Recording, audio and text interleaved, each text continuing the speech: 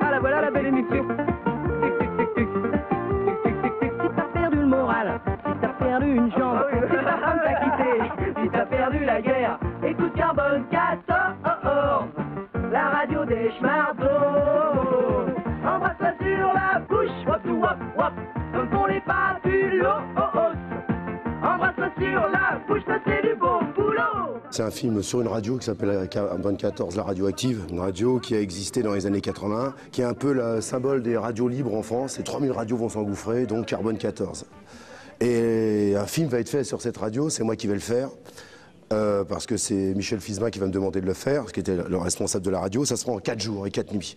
4 jours et 4 nuits pour faire un long métrage, c'est pas possible. Mais on l'a fait quand même avec du vêtement, on a volé les caméras et on a piqué la pellicule. Voilà, et donc ce condensé de 4 jours va refléter exactement l'atmosphère des années 80.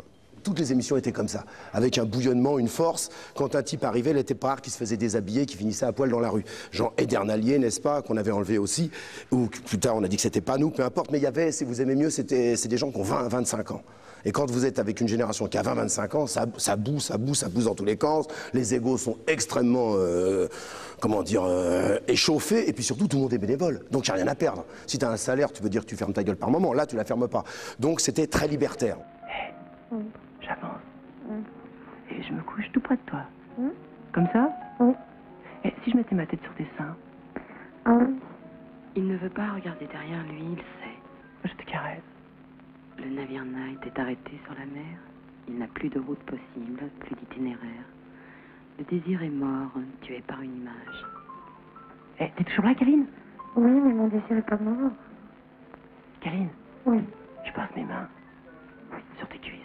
Oui. Tu les sens? Oui. C'est vrai, tu les sens? Carbone 14, la radio qui mériterait de faire de la télévision. L'histoire de Carbone 14, elle est assez dure à croire parce que c'est incroyable. Il n'y a jamais eu de radio qui soit créée comme ça, vraiment. C'est-à-dire, pour recruter l'équipe d'animation, déjà, c'est une petite annonce qui a été publiée dans Libération il y a presque 1 an.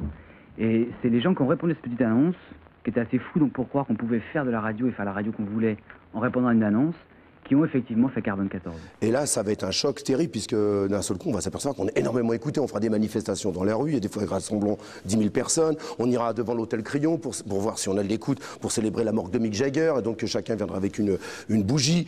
Je sais pas, plein de coups, comme ça, on fera réatterrir des avions à l'aéroport d'Orly. Enfin, vous voyez, c'est la dimension même de la liberté d'expression qui va s'exprimer sur une jeunesse on vient de quitter Giscard d'Estaing. Et je dirais qu'aujourd'hui, c'est la même situation, on est dans une même situation, c'est-à-dire qu'aujourd'hui, si on laissait la parole à une génération très jeune, on retrouverait la même chose, c'est-à-dire cette envie de s'exprimer, surtout qu'on est 30 ans plus tard. Je rappelle quand même le thème de la soirée, c'est tout simplement les fantasmes qui vous ont fait le plus jouir, le mieux jouir au 545 31 38, vos plus gros fantasmes au 545 31 38, ceux qui, quand vous êtes tout seul, vous font vous...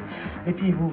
Enfin, vous voyez ce que je veux dire, tout simplement. Bon, 545 31 38, allô? Au début, la fesse s'appelait la porte merci. Il va devenir la fesse. Il va donc se trouver, se chercher. Mais ça mettra des mois. Puis quand il va trouver qu'il a du charisme, qu'il sait parler aux gens, qu'il sait faire des blagues, parce qu'il ne savait pas tout ça, il va voir qu'il a de l'écoute. Tout ça va venir.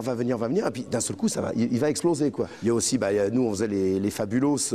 Donc, en tant que comédien, on va trouver là-dedans. Mais on va trouver ce qu'on est nous-mêmes. Il y a aussi Super Nana, évidemment. Super Nana qui va arriver, qui va être une figure mythique. Il n'y a pas de femme à l'époque, pratiquement en télé ou en radio. Avec David Gonçalves et Super Nana.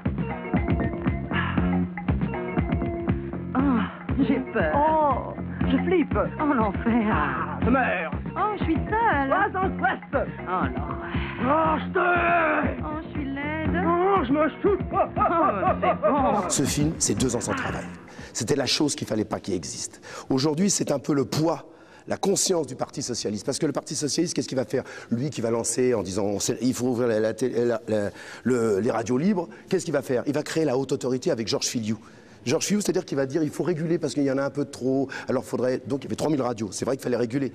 Mais en créant la haute autorité, ce qu'ils font surtout, c'est qu'ils vont commencer par derrière à dire, bah voilà, oui, alors pour réguler, il faudrait que vous ayez ci, il faudrait qu'il y ait ça. C'est-à-dire qu'il va falloir faire preuve de beaucoup de, n'est-ce pas, de diplomatie et d'être autorisé. Il faut demander une accréditation, enfin, le système à la française, quoi. C'est-à-dire que l'objectif pour eux, c'était de se débarrasser de ces radios libres-là. Aujourd'hui, qu'on me prouve que la liberté d'expression existe, il faudrait vraiment être très costaud, parce qu'on a essayé après de faire des télés libres, et il me semble bien qu'il n'y a aucune télé libre en France.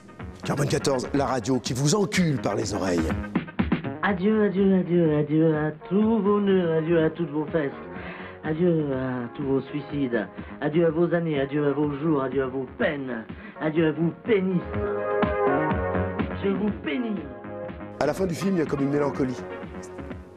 Voilà. Et ben moi, ce que je dirais, elle est prémonitoire. Parce que quand il part dans le couloir noir, c'était un peu fait comme ça, je ne pensais pas. Ça annonce la fin des radios libres. Ça annonce la fin de ses libertés. Il va dans le tunnel, et voilà. Et puis lui, il ira travailler sur Radio Nova. Mais c'est vrai que quand il dit, bon, bah, à toutes vos fesses, à tout machin, on a l'impression que ça va être fini. Et c'est vrai que ça va se finir. Parce que ce film a été fait en 4 jours. Pratiquement 6 mois plus tard, les CRS vont venir et vont tout casser. Du sexe, du sang, de conneries. Ce film, il a été sélectionné à Cannes, au Festival de Cannes. Puis il est revenu du Festival de Cannes. Il devait sortir dans 70 salles avec UGC, il n'est pas sorti, il est sorti dans 2 salles, puisqu'on avait massacré toute la croisette pour le lancer. C'est-à-dire qu'il faut imaginer quand même qu'on avait mis le paquet, quoi. Il y avait une grande affiche devant le Majestic, par exemple, avec de côté Alain Delon et de l'autre côté Belmondo, et marqué René Château, notre distributeur vidéo. Et nous, ce qu'on avait mis, enfin c'est Jean-Yves Lafesse qui avait trouvé ça, Jean-Cul Delon, Je suis Bébel, Carbone 14, notre prochain film. Évidemment, le soir même, on était en prison, et autant vous dire une chose, c'est que UGC a tout de suite foutu le camp, et on s'est donc retrouvé dans 2 salles, Le Marais et La Clé. C'est ça, encore, vas-y. Encore, suis sur moi. T'as 20 ans, tu fais des choses, tu déchires des bouquins, tu te fous à poil, tu fais n'importe quoi, mais ça disparaît, il n'y a pas de film. Malheureusement, pendant 4 jours, là, eh ben moi j'étais là. Et même si certains ne sont pas sur le film, ils ne veulent pas apparaître ni savoir qu'ils ont été dans ce film-là. Et je ne parle pas que d'eux aussi, je parle aussi de certains responsables politiques, que ça n'arrangerait pas de voir ce film pour leur rappeler que la liberté d'expression, ils sont assis dessus. Donc c'est un peu le problème. Donc là, c'est vrai que ce film, si il sort, servira surtout à payer les avocats. Normalement, quand on sort un DVD au bout de 30 ans, c'est me dire, voilà, j'ai fait un film, ceci, cela. Non. Ça, ce film, c'est un film maudit. Tu peux me dire ce que c'est la musique là qu'on entend en votre fond? C'est la musique de Hardcore, L'amour en direct. Une émission qui a eu lieu le 20 février 82. C'était la première fois donc qu'il y avait en France et peut-être dans le monde aussi sur une radio libre, une émission où 2 personnes faisaient l'amour dans un studio de radio, sur un matelas avec une prise de son, et puis un animateur qui commentait au fur et à mesure ce qui se passait. Et on entendait les gens qui faisaient l'amour, donc le 20 février. Un quart d'heure d'une vie où tu vis ça, tu te dis tout est possible. Après, quand tu rentres dans un studio de France Inter ou n'importe quoi, on te dit attention, ça,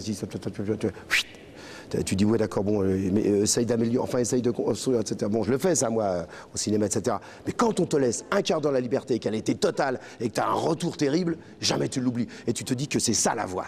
Il n'y en a pas d'autre. Et c'est ça que montre le film, avec force. C'est à ça qu'il faut revenir, et c'est urgent, vu l'état dans lequel se trouve la culture aujourd'hui en France, c'est urgent. Carbone 14. Écoute, tape ta queue sur le téléphone et dis je suis, et je te prends tout de suite en direct sur Carbone 14, 535 41 38. J'ai rien senti. C'était Carbone 14, la radioactive.